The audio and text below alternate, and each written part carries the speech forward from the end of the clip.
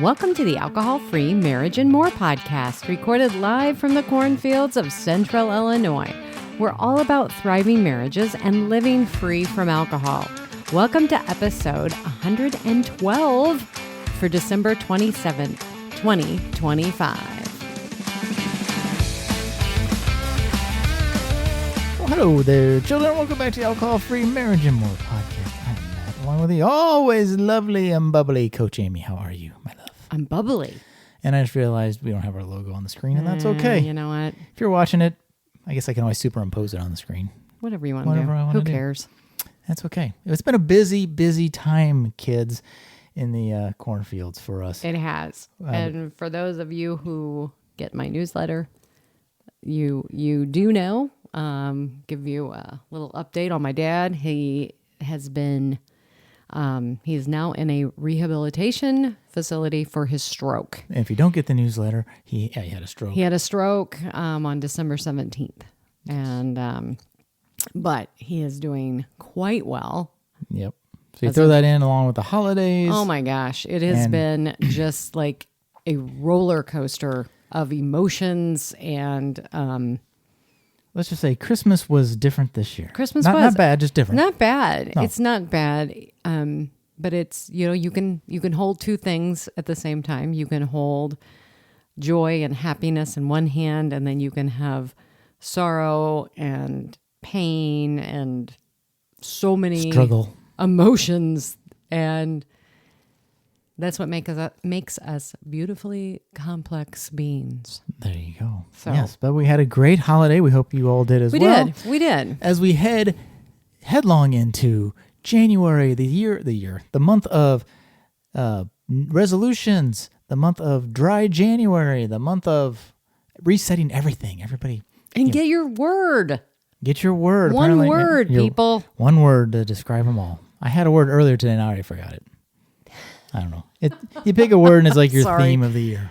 I have been doing one word for a while. For a few years now. Yes. And I have thoroughly enjoyed it.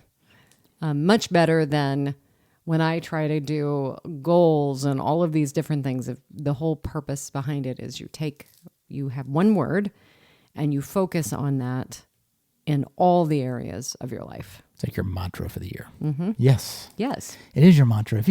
But if you do need more words, and knowing that we're going into dry January? Dry January. I really lose track of all the dry January. And you are coming up on your 5-year anniversary. Yes.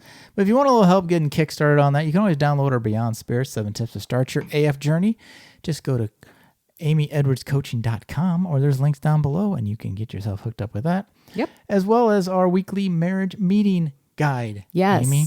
Absolutely. And once in a while, I do like to bring in a marriage meeting tip or suggestion. Are you going to be bringing in a tip? I'm bringing it in, but you sent it to me, so it's kind of come full circle at that point. But you sent me this. I loved this as I glanced at my notes. I did. 10, 10, 10. Is that 4 tens? 4 tens. Marriage reset. So for resetting your January. And I'm sorry that I don't know who to reference this. Oh, I could look at it. Okay. But, Facebook. Well, I like to give people their credit. It was a reel that... yeah, and I loved it. I'm like, yes. I don't know as if this even says... I don't know. The post says Amy Osborne Earl. I don't know if it's from her. She probably bought it from somewhere else. Who knows? I don't know if this is an original idea at all, but... I love it, though. It's 4 tens, 10, 10, 10, 10. And do it. I think you're supposed to do it for 10 days, too. Yes, for 10 days. So it's like 5 tens. It's a lot of math going on in this one. Amy sent it to me and go, I don't know if I can keep track of all these different tens. But there's only 4 of them. One is a 10-second kiss. Yes. This is daily, kids, not monthly. 10, or more often. This is your your baseline. Yeah, your baseline, your minimum starting point. You have 10 positive or grateful words. I do that every morning. 10 things I'm grateful for. Right. I think you're supposed to say it to the other person, though, is the point of this. Oh, sorry. Not just write it down. So 10 things I'm grateful for. You know what, honey? Every day you make my top 10. Oh, there you go. When I do my gratitude. There you go. 10 flirty touches throughout the day. Wow, we'll have to really work on that. Or as I think as Mark and Jill Savage call it, non-sexual touches. right? Which we turn around to call it.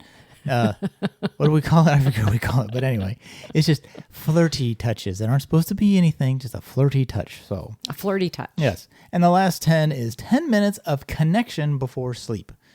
So I think we've talked before about reading to each other before bed, or I think just talking. You could pray. You could do anything, any kind of connection. We have done that, and we tend to be sporadic. We need to be more intentional. Well, that's what this reset I think so is this, for. Amy. Yes, so this would be your reset. Your 10 minutes, depending on how efficient you are with your time, the 10 minutes of fun could be done before sleep. So it doesn't specify what your connection is, kids. Use your own imagination. Just 10 minutes of self-induced fun or connection, excuse me. All right, Amy. I love that. I do. I really think that this, I mean, you know what? You know what I think we're going to do? What? The next 10 days, we are going to do a post on this. Okay. Well, we'll and talk we're about going that. to keep track of this. We'll talk about that We're going to later. record ourselves doing a 10-second kiss. Oh, yes, because everybody wants to see that. Or a flirty touch. Flirty Flirty touch. 10. I hope there don't have to be 10 different flirty touches, because my go-to is just smack you on the butt. Is that Thanks. a flirty touch? It's your flirty touch. It's going to be a lot of work if it has to be Let me 10 tell you different what. touches. There's a couple of couples out there who have done some pretty good reels on teasing, like the wife going up and touching her husband the way he touches her. Yeah. There you go. It's funny. So you got to do that 10 times a day, kids. Yes. All right, we're going to get into we have a not a hot topic, but a hot take I want to talk about in a minute. And you have some tips, Amy, for starting our journey in January. Yeah, because I think that is an appropriate, you know what, this is what I personally did not and could not ever do a dry January. I did. You did. I never, it just was so beyond me. I'm just that cool. Cool kids can do that. I guess. I never had my life No, I before, remember so. literally sitting with friends at a meeting at a bar here and just call it all out. Here we are, basically the band PTO, and we're having our board meeting at a local tap house, and I'm sitting there by two of my friends, and they're both not drinking, and here I am, just you and me and the guys. Yep. And my two friends are sitting there and like, oh yeah, it's dry January. We're just cutting back. I'm like, well, So we're and I'm sitting there going, oh, I'm thinking in my head, how do you do that? Well, we're going to talk about that here in a second. There you go. Before that, let's get to our drinks of the week. Amy, you can go first. A new find for us here. Well, I did not find this, but you found this for me. Giesen. Which we've talked about before. Yes, Giesen is not. and they are in New Zealand. They have a de-alcoholized Sauvignon Blanc. Did I say that right? Yeah, as far as I know, you did. And they have a Spritz, and it is it's kind of... It's a bubbly wine. It's a bubbly wine. So it's not the brut, because they do have a brut, which is like champagne. And I love their brut. Yes. This is this is a little lighter. It has 40 calories. This is I don't know how many ounces. I'm going to say 10. Maybe. I don't know.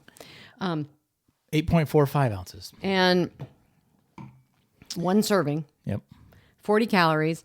I want to just remind you, I have mine in a champagne flute. There you go. I love, and I'm telling people, some of you don't like to do this. Some of you, this triggers you. I completely respect that. But for those of you who are not triggered, More keep the ritual. I am a total keeping the ritual. This is something that has helped me from my day one. Yep, 100%. And, but again, like, for New Year's Eve, for Christmas Day, I mean, Yep. I have no deprivation at all. No, we participated just like everybody else. We had several members of our family who were having like a Bloody Mary. I had a Bloody Mary with NA gin. And you had a mimosa with NA there was champagne. full force, as I call it, champagne, and Full leaded and unleaded. Yeah, we're drinking the unleaded, and I love it. I don't feel deprived, and I don't have a hangover. There you go. And I don't get tired in the afternoon. You had a sugar hangover maybe, but not an alcohol hangover. Well, yeah.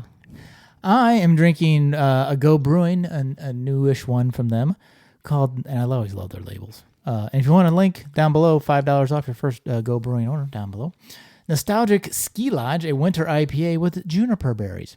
Very good. Not even as juniper-y as I thought. I don't know. Did I taste this You already? did. Oh. If some people don't like the juniper, Amy, you being one of them, like you never did like gin, especially Tanqueray. That's not strongly juniper. No. Just a hint. No, that tastes good. Yeah. So Go Brewing is always good. But I love that. What's Go the Brewing Santa now. Clausen? Is that one? I love that one. House beer. It's so good. Go. Santa Claus beer is what I call it. If you have a Costco near you, Go is now in Costco. Yes. But we don't have a Costco. We don't have a Costco. No, we can get to one, but I'd rather just order. Yeah, it's their variety pack, I think. It is. Absolutely. It's their variety pack. Get in there. There you go. Get your Costco, kids. Get to Costco and support local, oddly. Well, local Illinois. It is local Illinois to us. Yep. I mean, I think they also carry cases of Athletic, too. Yeah, and I think you can get Athletic at Sam's Club sometimes, too. I think you are correct. I think I might be. I think I have seen that there. Yes, So. hit and miss, though. Anyway. All right, so this came across the old TikTok the other day, Amy. And okay, I want to play. We're going to listen to this. I want to play this. Tune in. Yeah. Put your ear close to the mic or speaker, will you? Or don't. Of a workplace, but in my view, the worst thing that's happened to young people is the anti-alcohol movement. I've had Huberman on, who I'm a big fan of, and Attia on, and my point is that the risks to your 25-year-old liver are dwarfed by the risk of social isolation. In sum, think of all the amazing relationships you've had in your life, and be honest. Did alcohol play a role? In sum, get out, drink more, and make a series of bad decisions that might pay off. So what do you think about that, Amy? Well, I think the isolation problem, he is dead on. We do have an isolation problem, Yes. but I don't think it has anything to doing. I mean, maybe partially going out and socializing. Get off your frickin' phone. That's where we have the isolation problem. Well, people are sitting there and they've been shrunken down into a little, a 2x4 screen? Right. That's where people have gotten. Now they're like, oh, my whole life is in here, and they don't know how to interact. Right. Well, and it's fun to joke about the bad decisions and that, but people make very bad decisions that have life-altering consequences. Yes. So, and I will say, yes, you can say there are friendships that you made when you were drinking. That doesn't mean you wouldn't have made those friendships without the alcohol. And a lot of the friendships that you had from drinking, looking at our own past, fall away when you quit drinking because the only thing you had in common was drinking. Yep. So, and that is the age, and you'll back me up on this, I know, when you're building these habits that are going to stick with you. So if you're encouraging people to drink at that age. It's like, no, we want to get this socialization, but we're not realizing that we are in turn, when the younger you start drinking, the more that gets solidified into your neural pathways. Right. And that's how you start to learn how to cope with your life. That's how you start to identify who you are. And then all of a sudden, for many people, they wake up and they're now having health problems. And those health problems are showing up, which I think is really interesting with what he's saying. Because I think I don't think there's as many people who are drinking as much. But there's still plenty. But there's still plenty, and we are seeing repercussions of health disorders and diseases younger and younger.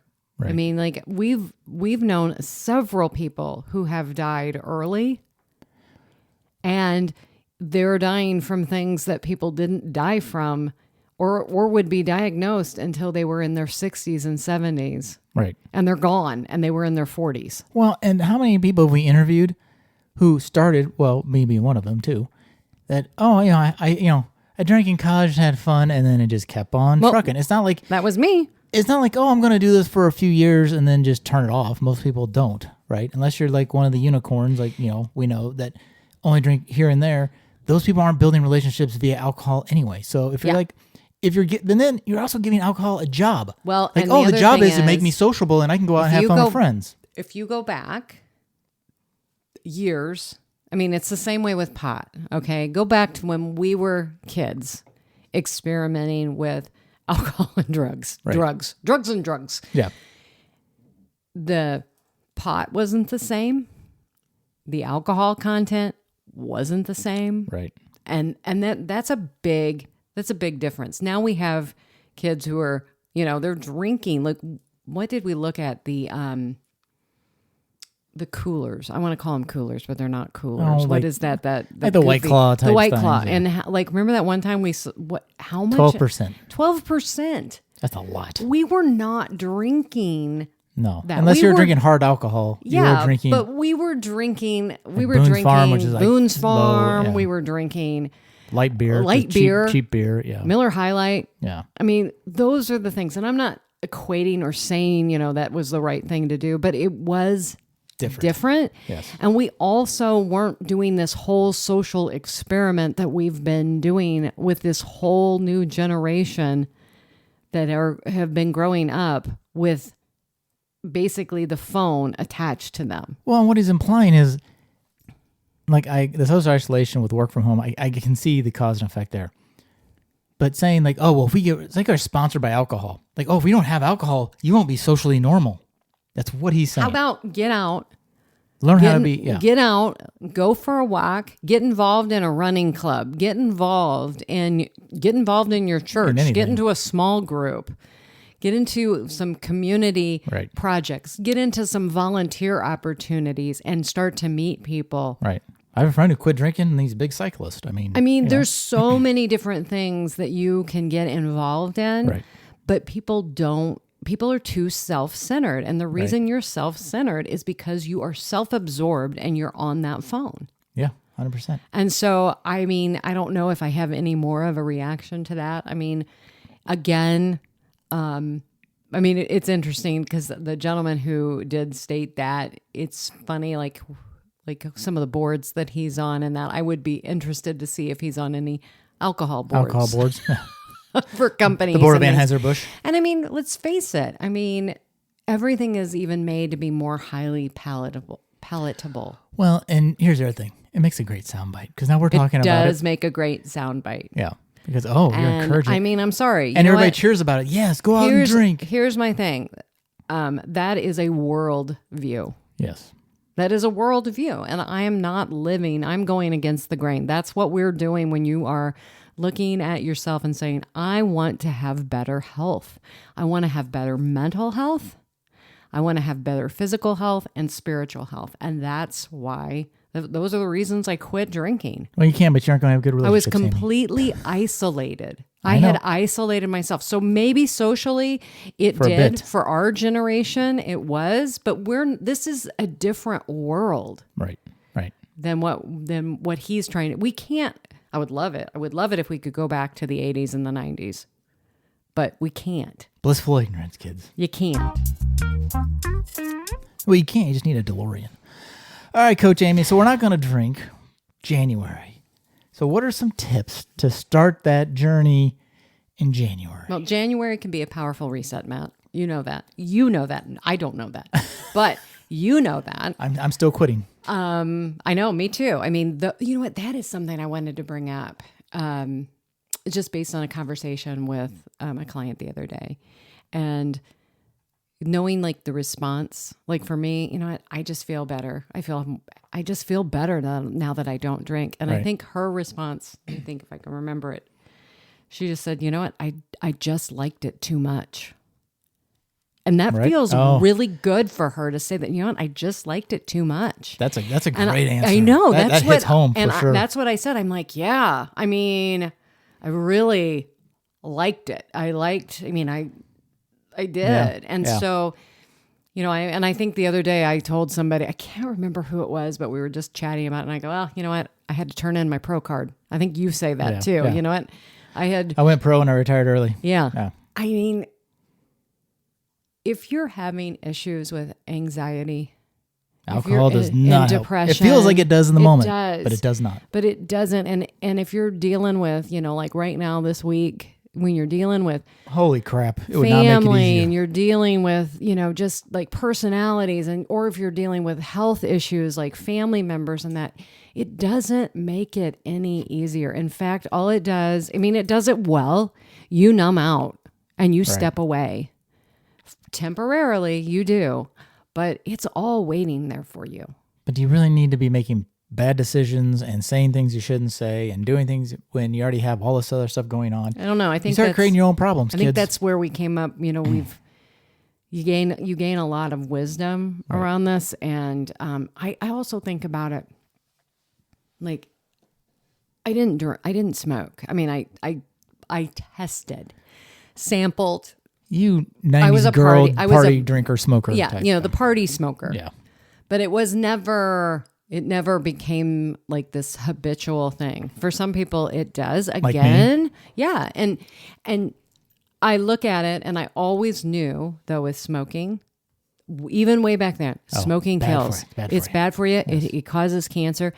When I was young, no one ever said that alcohol was bad for you. They just said, don't drink. 80s? Hell no. No, it was like, oh, you know what? You could become, you got to be careful. Occasionally you'd hear that. Right. Or if you let it go, there's the wino, oh, you become homeless, you lose everything. If you're not careful. If you're not careful, that's what your demise can be. But there's that whole other gray area. That's where it's built up, that That's stereotype for people in our generation of like, well, I'm not under a bridge, so I must be fine. I'm good. Yeah. I'm not as bad as Sally. Right. Look at her. All right, so talk to me through how I'm going to start this journey, Amy. Okay. Well, first off, I want you to really, really focus in on your why. Why do you want to do this? What is alcohol no longer providing for you? I don't remember what my why was, but now it is. I don't like stomach problems. Yeah. Well, that was part of your why that you discovered. Yes. So, go beyond I should. I should do this. Don't, just write down what you're hoping to gain. Right. Do you want better sleep? Do you want, maybe you have a relationship that is really under duress because of your drinking. Maybe you're longing for a deeper connection with God. Maybe more present for your family. And so writing down your why. And I would even say writing down the pros around alcohol and the cons. Oh, yeah. Yeah. Writing down those things and really seeing, looking at alcohol for what it is, it's a drug. So just look at it that it's a drug. And going back, it's always fun to look at, once you've quit for a while, to look back at the Maybe things you we wrote could down. pull your stuff up from the next time. But I like your second one, Amy, because start with today, not forever. That was a big thing for me. It's like, what? Because you kind of feel like you're giving up your friend when you're quitting alcohol and all that. And it's like, well, I don't want to do it forever. Okay, well, I'll do it for, let's do this and just see. And you start realizing, I feel good. And then 30 days turns into 31. Let's do 32. Let's do 33. And here I am 5 years later. And you look at it as an experiment. Yeah. Like the alcohol experiment that you and I both did. You look at that. Well, if you drank twice in 30 days, for me personally, that's 28 less days I didn't drink. Exactly. And even if you're looking at this as, being sober curious, like I'm just going to take a break and see. Right. Because you might get into it and go, oh, I'm really struggling. And if you're really struggling, that could be where you're sitting there going, oh, maybe there's more to this. Right. And I think for many people, that is what they discover.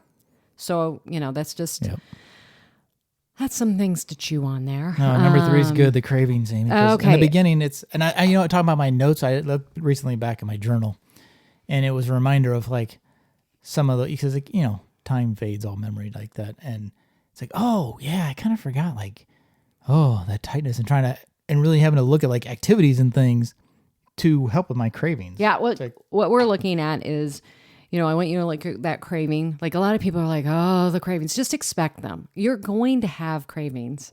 And the reason you're having the cravings is because you have a dysregulated nervous system for most of us, because alcohol in the moment will regulate you. It will calm you down. It will give you that dopamine release that you want. It will also... You built a lot of habits around it. It also helps, with your GABA. A lot of people who, they're low in GABA, and especially if you're saying, oh, I need it to relax. Right. I need this right now. Oh, I just want to tune things out.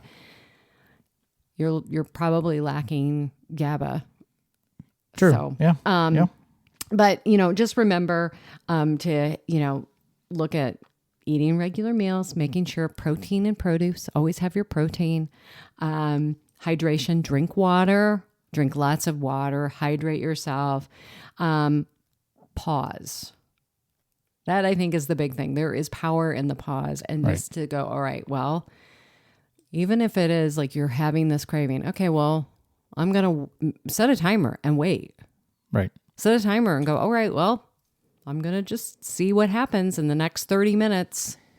Well, and this isn't one of your things, but I will say, don't sweat your sugar cravings in the beginning anyway, because you'll probably crave sugar, because I became like a sugar monkey. But at the same time, it's like, all right, well, what's the worst of two evils in the long run? Alcohol or sugar. Eventually, then you can tackle the sugar later, which... That's how I did it too. I mean... Well, it's hard. It is really hard, but... If it's taking a little more sugar in and not drink, like, oh, well, I'm going to have a little, handful of licorice instead of having a beer. Well, that's in the grand scheme. And if you are craving something like that, this is one of the things that I have done. Have a bowl of fruit and whipped cream. Yep. Oh, yeah. I mean, I don't know. Whipped cream makes everything special. Special. It makes everything dessert. All right, Amy, number 5 is our go-to all the time, the evening rituals. Oh, yeah. So you want to have that replace the ritual. Replace the ingredient, keep the ritual. Yes. Keep the what? Keep the ritual, replace the ingredient. Replace the, yes.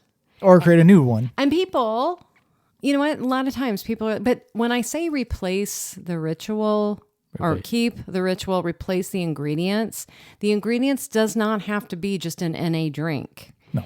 It can be whatever. It can be literally going, I am going to do something different when I come home, but it is going to be something so maybe you pour yourself sparkling water and lime, and then you go for a walk. Or your new ritual is just doing something completely different. Yeah, like I don't come home and just sit down and drink a drink. You do some stretching. You go for a walk. Now I will say or you do some breath work. I mean, I think that ties into, with our nervous system, making that transition when especially for those of you who are working, even if it is in the house or outside the house, stopping and transitioning, like you're in the car. Right. Doing box breathing, for a couple of minutes. You love your breathing. Before you go in. So I am all about the breath. I know. Breathe. Protect your sleep. And I'm going to tell you, if you are a middle-aged or approaching middle-aged woman, protecting your sleep, and alcohol screws up your sleep no matter what. Right. But you also want to, limit your screen time, do the 3-2-1, before dinner, before in the evening, 3 hours cut off the food, 2 hours cut off, was it the screen? I forget now. No, cut off work. 2 hours before bed, cut off work, and then an hour cut off screens. It is so... That helps outside of even alcohol. It does. And just knowing that, because I have to really work on the sleep. And the sleep for me didn't come really well at the beginning either. But just know that it does get better. And that I was always somebody who was like, okay, well, I didn't sleep tonight or the next night. Maybe tonight. Night 3, I usually would go to sleep. And if it's really, really bad... Call your doctor around all of the, if you're scared you're going to possibly have, well, that's a good point just for quitting period. Like if you're drinking a lot. Withdrawal problems, you need to talk to your doctor. There are things that they can do to help you. Obviously we're not docs and we were not physically addicted and most people are not. But again, your mileage may vary. Everybody's brain and body is different. So, all right, then I need to change my environment, which also involves moving or removing that alcohol. And, Yes. I mean, we just removed it, but No, not for me. not for you. No, you're right. For me, we did. The alcohol was still in the house for me. That's true. But you were even though you were still drinking, you were incredibly supportive of me taking a break. Right. So if you have a spouse or somebody else that you know who is wanting to take this journey, just support them. Yes. Please don't go to them if they're telling you that they're wanting to take a break. Do not sit there and tell them, "Oh, your drinking's not that bad." You Just have one. Don't know. Right. You don't know what that person is going through. And it's not about you. If you want to keep drinking, fine. Please support the other person. Right. Right. Everybody's journey is special. It is. Oh, what do you want to What's talk this about one? now? Talk back to the just one voice. Yes, this is me. Yeah, You know me. been there. Talk back to yourself. Yeah. So when you start to have, it's called fading effect bias. So as you're on this journey and You're you've down the road a gotten little a few while. days, Yeah. it happens. It happens a lot on day 3 to people like, oh, well, like I'm doing okay. I guess it won't be that bad. Maybe I didn't have a problem. Just talk back to yourself and go, you know what? I made this commitment. I'm going to do this. Yeah. And I can come back later. I'm never saying that this is the end. You don't have to do that. But right now you're in an experiment. Right. And you can say no. And I have to do that still. And I'm not saying I do it all the time, but every once in a while you'll have a thought that comes up. And all of a sudden you're like, where did that come from? It's like, because your body's remembering. Your thoughts and your feelings will lie to you. Yeah. You do not have to listen to a thought that comes in your brain. Oh, wouldn't it be nice if we went and sat in that bar and had a drink? And then you have a second, and then you have all these other And then the problems, next thing you know, and as many people know, Right. and I have coached people around this, that leads that almost always, and I would say 99% of the time, people go right back, and Right. they're like, I'm back where I was. I can't believe it. Nope. And here's another big good one. Don't do it alone. Like, find a buddy, find a coach. I mean, really what helped me finally quit, I think, one of the bigger things is I tried to quit a lot quietly. Like, I'll just quit on my own. Like, I don't need to, I'm not going to say anything to Amy or to anybody. I'm just going to do, the only accountability person is me. It's like, nobody's going to know if I just start drinking again. So even though I know you weren't going to be like shaming me or mean to me or what, like at least having somebody to be like, all right, I've said it out loud now. Mm-hmm. And this person knows that I'm trying to do this and they can help me and they can listen to me. And, it's kind of build a buddy. The other thing that comes up is the reason we don't tell other people about this is we have the fear of being shamed by them. Like, oh my gosh, and shame on ourselves as well. Oh my gosh, my drinking must be really bad if I can't do this by myself. Or them thinking that, you must be a really bad drinker if you've got to quit drinking, right? Mm-hmm. Not that it's just bad for you. It's just you shouldn't. Oh, it's horrible. Yeah. Exactly. So... which goes into practicing that self-compassion. Yes, self-compassion. Self-compassion, something that I would have to say, people pleasers and so many people who find themselves in this scenario of why can't I quit drinking is because we don't have self-compassion for ourselves.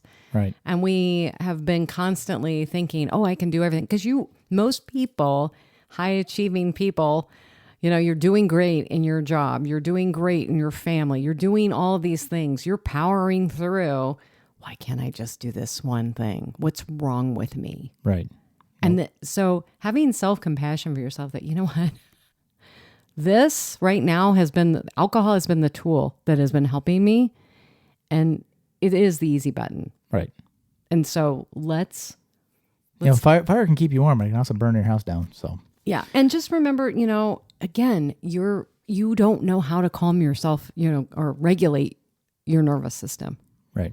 And I think and it's going to get all out of whack when you're trying to quit too. It does. Because you've made it out of whack by drinking. Oh my gosh. Yeah. But we've got to get you back to homeostasis. It takes time. As I've said before, if you're somebody who has drank for 20 years, that's 7,300 days. You cannot expect at the end of 30 days, at the end of 84 days, that everything is just going to be instantly right back the way it used to be. I always go back to like we had quit for 2 and 3 years respectively, and we're at Disney and Epcot, and all of a sudden we're both like, we need something to drink. It's like, what? I felt like I was like walking in circles going, what is happening? What is happening? As I make a mad dash to get a thing of coffee. Hot cocoa! Kids. No, I want to say the last one. Okay, go ahead. Celebrate the small wins. Yes. Celebrating it out loud, sharing with somebody, like, even in a group, if you're in a Facebook group. So I want to just encourage you. You have people do it all the time. Hey, I made it through Christmas. I made it through this event with my family. Day 1, yay. Day 5, yay. 10 days. I celebrated all of it because I hadn't been there in so long. I'd never been there. Well, so I just want to, again, share that I also offer group coaching, and that's going to be coming if you get my newsletter. If you want the newsletter, subscribe to it. But January 6th, I'm going to be starting a group, and then possibly, I think I want to get this group filled up, and hopefully then on the 17th of January, I'm going to be doing a Saturday group. So information, we can get you that. So links down below as always. Well, kids, I hope you get a great start on your sober January or dry January, whatever you want to call it. And we want to tell everybody Happy New Year. Happy New Year. And we're going to have some interviews coming up. I know I've got at least one on deck for January. I know. So. I've got a couple. I'm just, it's been a minute. It's been a month. So it's been a while. And it's just been, it's not been a minute. It's been like a quarter. But you know what? It's a new year. New year, new you. New year, new you, Matt. All right, kids. Well, wishing you peace and love from the cornfields. I'm Matt, along with Coach Amy, and we are out.